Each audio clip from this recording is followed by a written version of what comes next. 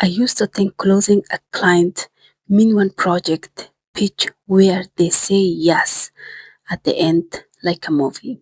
That is not what happened one single time. Every client I have actually closed for Swap or for Glass AI, it looked more like five smile kind of awkward conversation that added up to yes. Today I am walk you through exactly what closing actually looks like step by step. So you stop waiting for the movie moment that doesn't exist. Let's talk about the wrong definition. Closing does not mean convincing someone.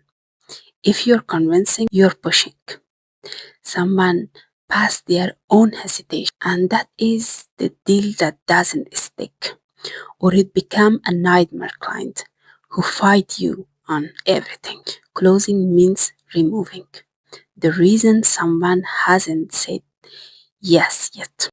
That is the whole job, not a permission, subtraction.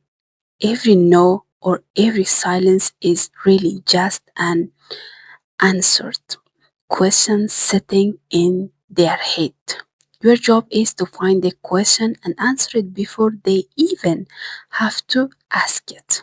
Here's the real sequences, not a framework I read somewhere. This is what happened every single time I close someone.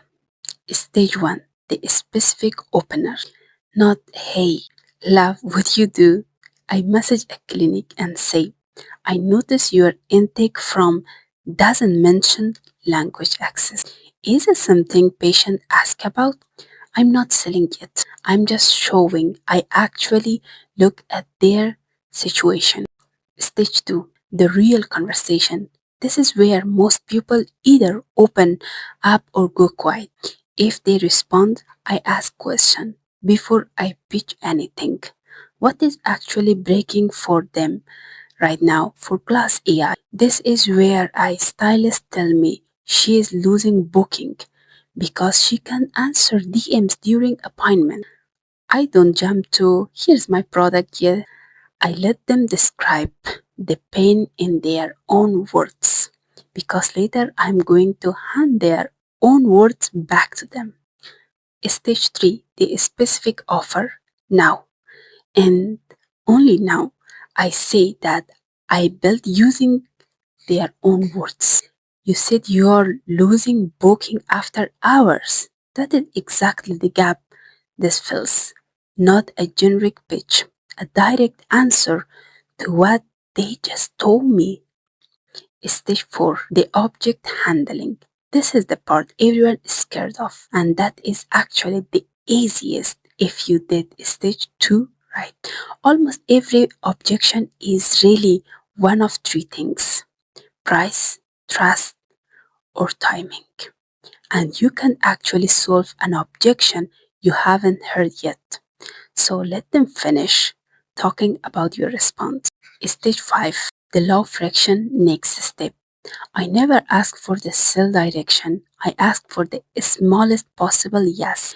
A 15-minute call, a free trail week, something so small saying no to it feels better than saying yes.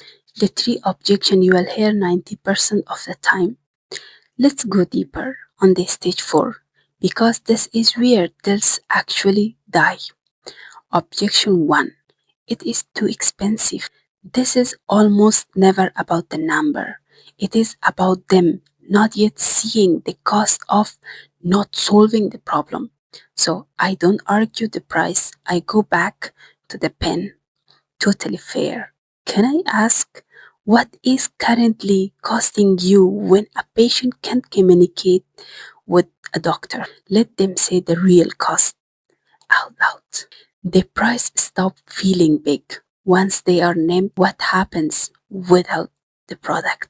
Objection 2, I need to think about it. That one is usually trust, not decision. People don't finish thinking, they lose momentum and go quiet. So I don't push. I make the next step tiny and specific instead of a big thing. Not let me now know if you're interested. Then dies in inbox. Instead, no pressure. I will follow up Thursday. Does it work?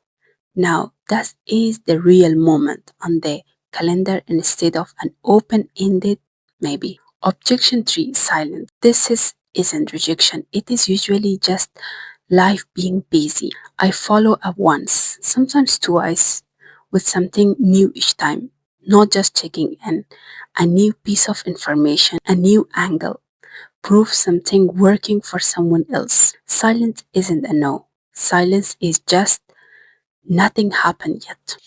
Here is that nobody warned you about. The biggest deal killer isn't a hard objection. It is choosing too hard, too early. I did this consistently at the start. Someone would show a little interest and I follow up the next day. Then, 2 days later, then again. And I couldn't feel myself becoming the person they start avoiding. Confidence is closing means being okay with peace. Real interest can survive a few days of silence. If you follow up feels like chasing instead of adding value, you're not closing them. You're pushing them away, one message at one time. So now, if you didn't hear back, I wait. I follow up with something useful, not something needy.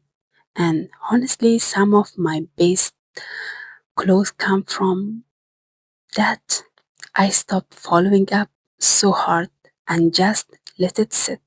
I want to tell you what closing actually feels like because it is not fireworks moment. It is quiet.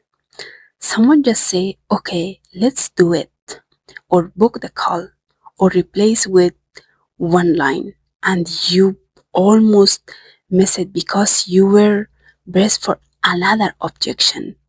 The confidence doesn't come from some big dramatic win.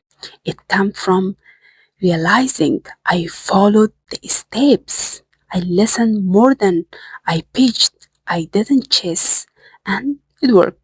That is the whole formula.